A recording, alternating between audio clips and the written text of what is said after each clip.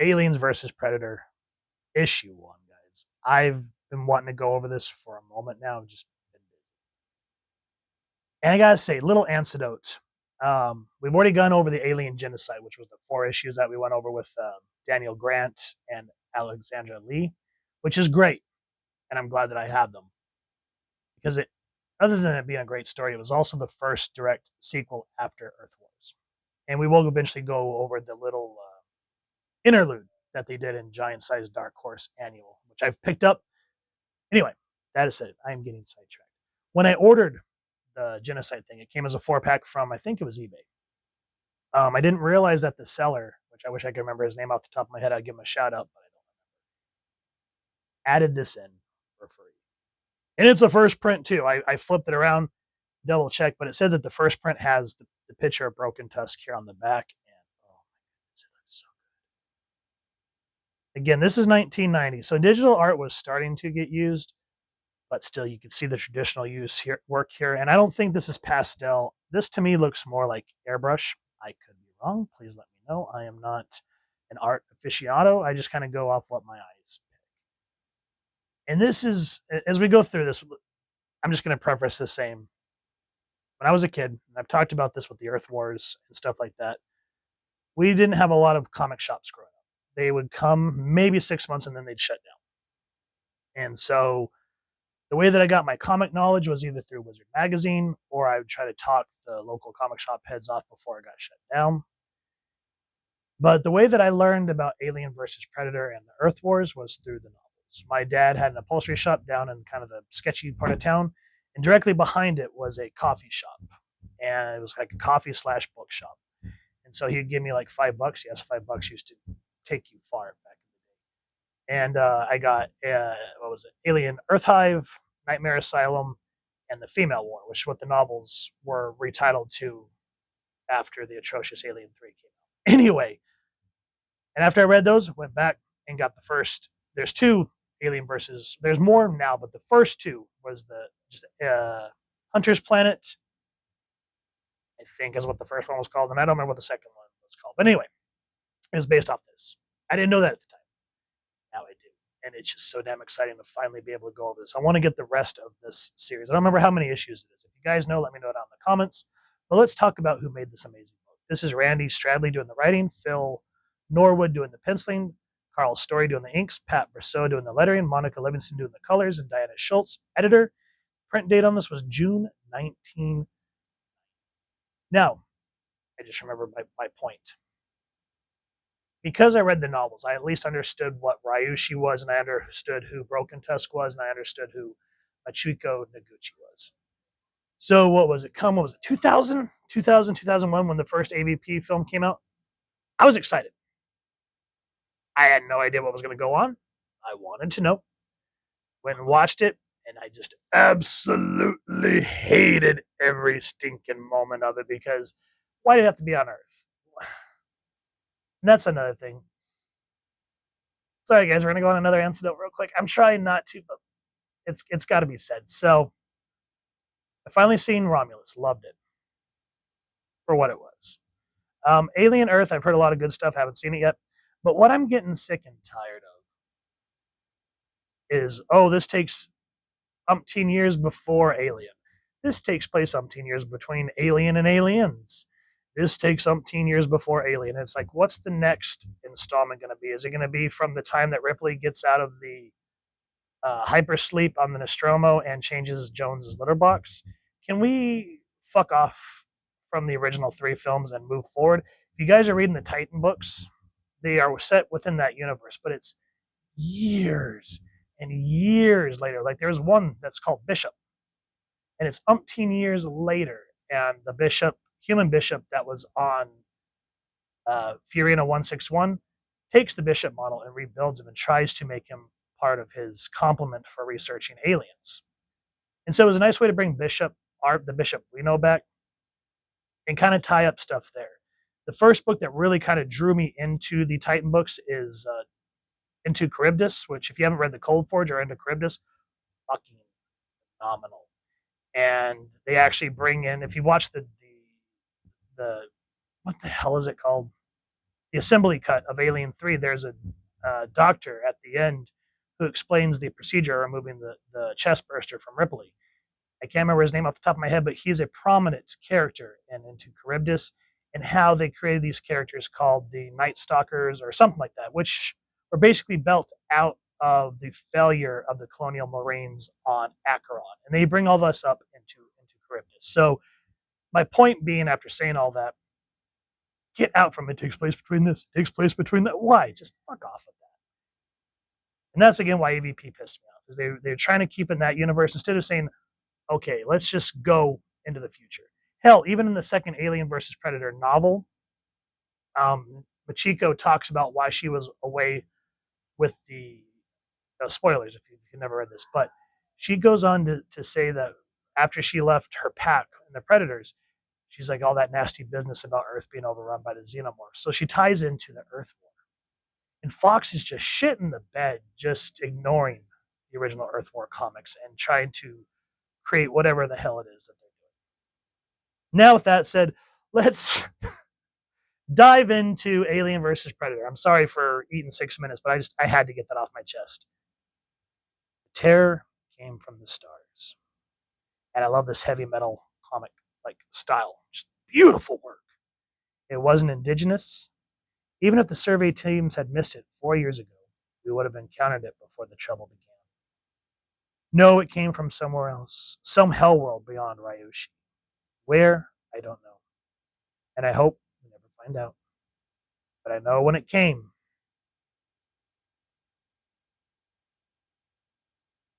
the terror arrived at high noon. Hell yeah. And I love how they make it feel like a freaking Western, because Ryoshi's like a desert planet, essentially. Kind of like Tatooine if you want to go that route. And we just see this carcass of this Renth with this thing coming in.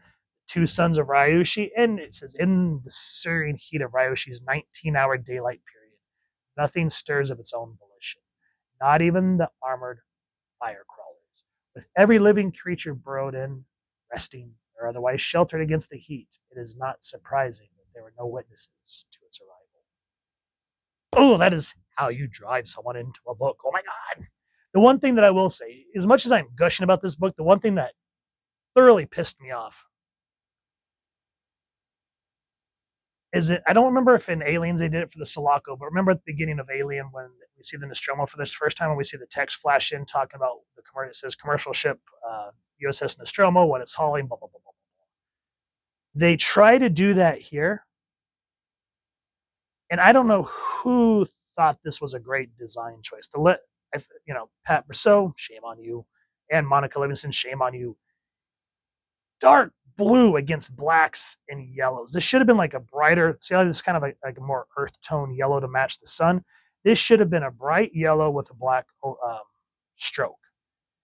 I had to squint against this shit. It says the planet Ryushi at the edge of the Chigusa Corporation's holdings in the Beta Cygni system. Only human outpost, Prosperity Wells. Population 115. Primarily freelance ranchers and the families, plus a token staff of corporate overseers. So I like that they give you that information and kind of to give the spirit of Alien, but being their own thing. But yeah, that was such a horrible design choice. But we're all human. We make mistakes. I get it. But damn, that was hard to read. If I hadn't stopped and looked, I wouldn't have realized that that was actual text right there. I would just would have completely overlooked it. Then we finally get couple of medium shots, a wide shot establishing Ryushi, and then we see Prosperity Wells. And we can see it's very much like a rancher town. I'm getting something on the long-range scanners. It's coming in fast and shallow. Might be a meteor, but it's not showing any signs of breaking up. Better alert the boss. Right, Mr. Shimura, we have an unidentified... Oh, Ms. Noguchi. I have a message for Mr. Shimura. Is he there? Yes, he's here, but you can give me the message. And I like how the first time introduced to Machiko is not in person, but through a tiny monitor screen. We realize that what's happening here on Prosperity Wells is basically the changing of corporate hands. It's going from long-time worker, I cannot remember his first name,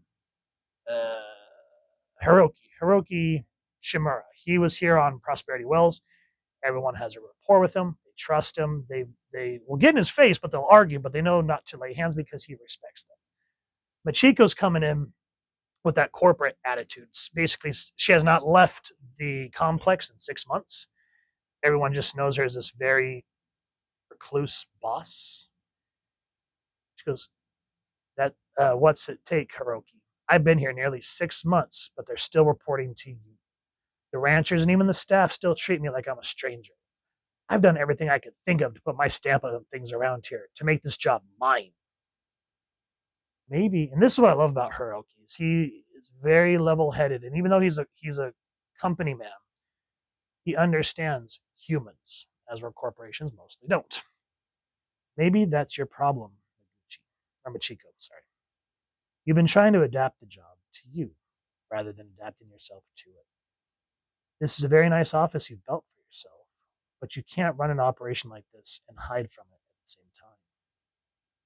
What are you trying to say, Hiroki? Look, I'll be around for another week or so.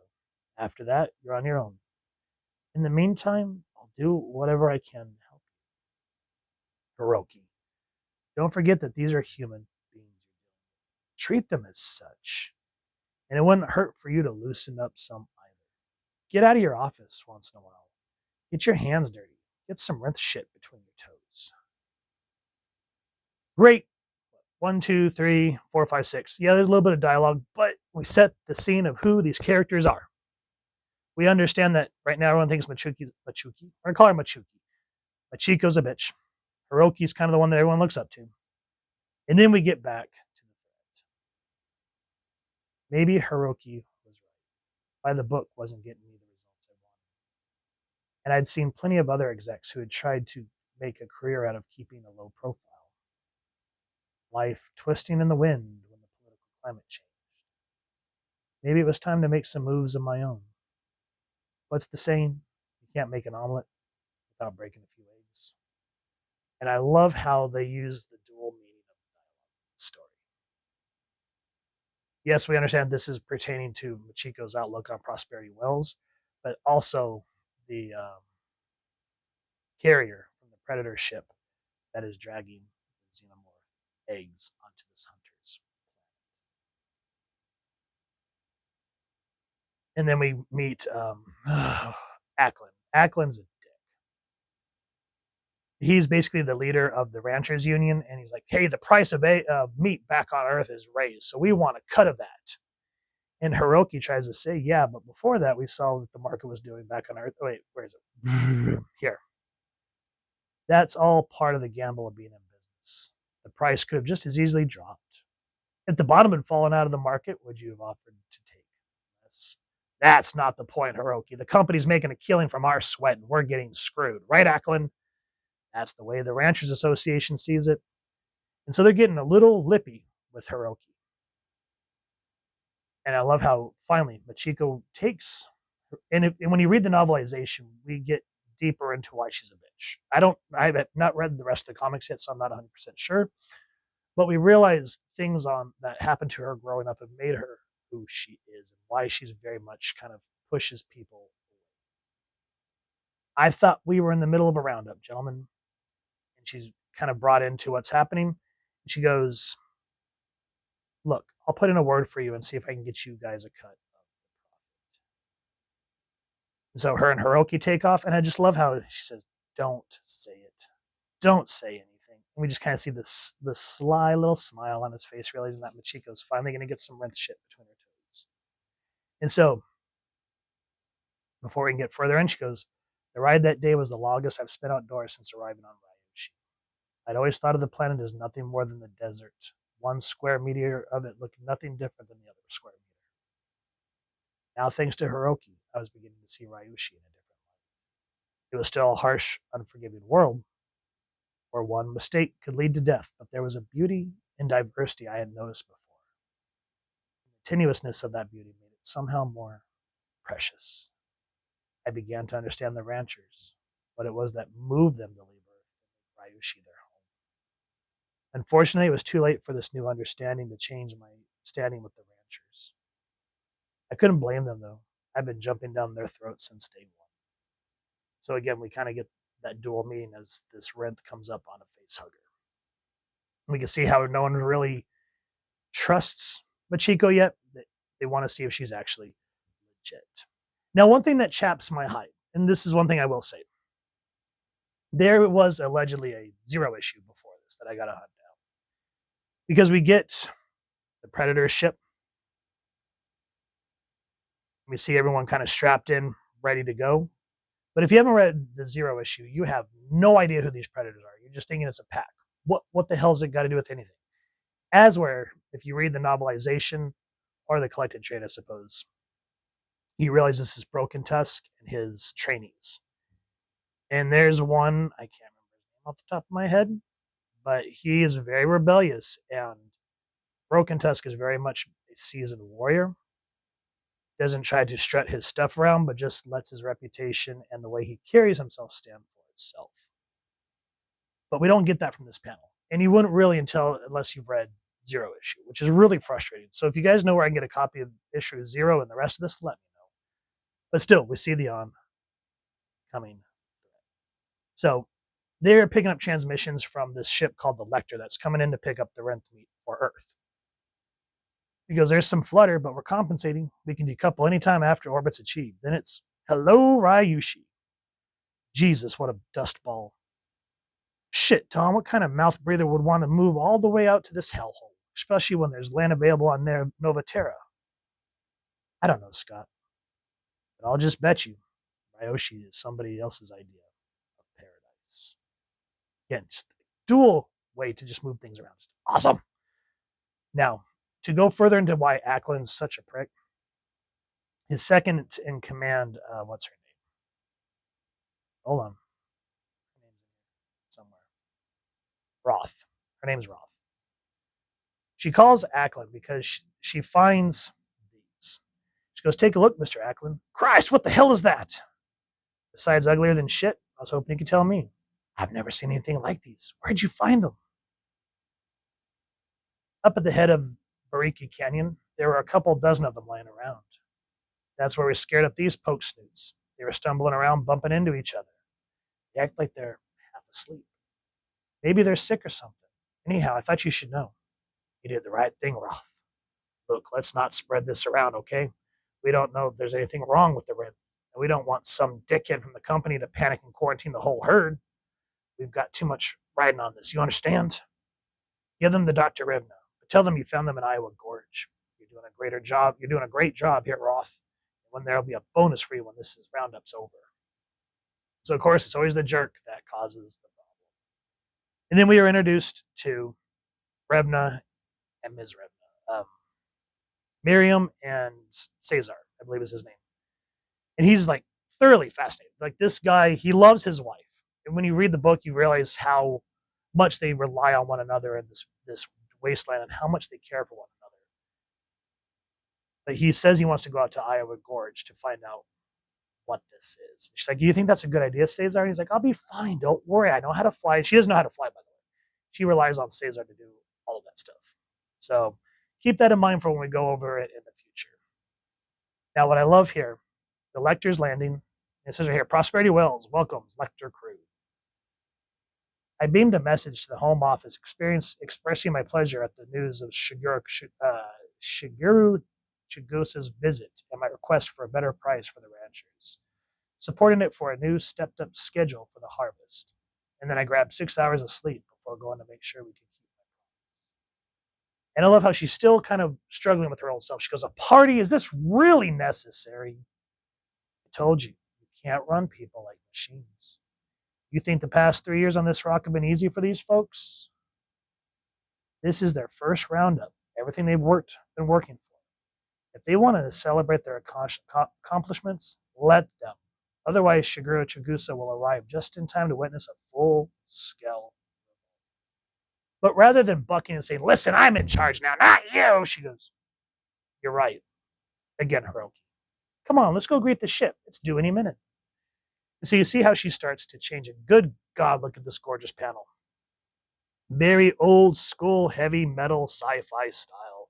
The Lecter landing on this otherwise kind of backwater ranch style. And this is where we're introduced to Scott and Tom. And immediately Tom is taken by Noguchi. Who's the babe? You mean the bitch. And so, remember, everyone doesn't really trust Machiko. But as the party goes on, let's see if I can find the panel real quick. Here it is. She goes, "Excuse me, I'd like to make a toast." She goes, "Oh, one more thing. The company gave their answer on the price adjustment." Ackland's looking at her like, "Bitch. You'll be getting the increase you requested. Enjoy the party, everyone." You know, here in the comic, Hiroki says, "Good job, Machiko." In the book, he goes, "Maybe she's good for something after all." So we don't really get his thoughts in this part. Now we come to find out that there's more to Scott and Tom. We see that the Predators are out here in Iowa Gorge. Cesar is not sure what to take of it. And she goes, where's Dr. Rebno going to get back from where? A couple of hours ago, he signed out for a hover bike. Said he was going out to Iowa Gorge to look for something. Iowa Gorge? I wonder what he's looking for up there. And again, the dual use of dialogue. We see Predator's face. They realize that they're being spied. And in the book, you find out that, because again, novels are different than comics. In this, we just realize that they see something to hunt and they hunt it. But in the book, this was a hunter's planet. And before the last hunt happened here, humans colonized it. And so now they're like, oh no, we have humans here that we have to work around and finagle. And Broken Tusk tells everyone, you cannot fight humans. That is forbidden for newly blood, or ones that are not blooded yet, essentially is what it is. So you see Remno's trying to get away. Gorgeous, beautiful artwork with little dialogue. I punched up a map of the Iowa Gorge area. Nothing but rock and sand, and a maze of narrow gullies and a box canyon. It seemed like an unlikely place to go look for anything, especially something living, which is just a complete opposite of what we're seeing, and that's what makes this so intense. Now remember this too on this guy's helmet. Just keep that in mind. But Revno was a smart man, probably smarter than anyone else on Ryushi. If he was looking for something in the gorge, that must have been the place to go look for it. I liked the dog. And I like how she says, I liked the dog, which shows what happens and what strands the predators on this planet. And again, now we cut to the Predators. And again, this being a visual medium compared to a novel, I hope he would find what he was looking for. And after that, no real dialogue, guys. And the story continues, but I don't want to give away anymore. This, I had one hell of a time, just good time reading this comic. And it makes me want to jump and go get the rest of this.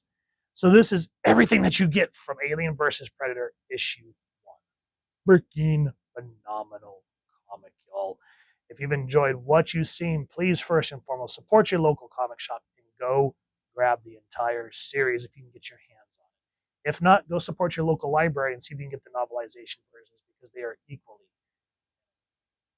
If you've enjoyed this review, really would appreciate it if you would to like, share, and subscribe.